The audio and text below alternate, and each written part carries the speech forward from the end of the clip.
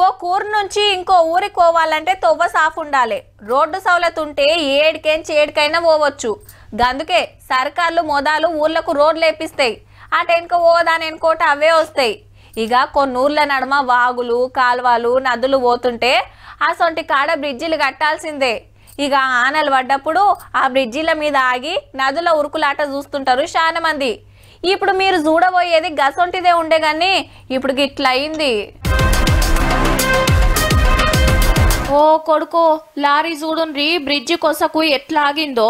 బుత్తంతైతే కింద పడుతుండే అంటారేమో. ఆల్రెడీ బండ్లు లారీలు చాలా పడిపోయినాయి సుత.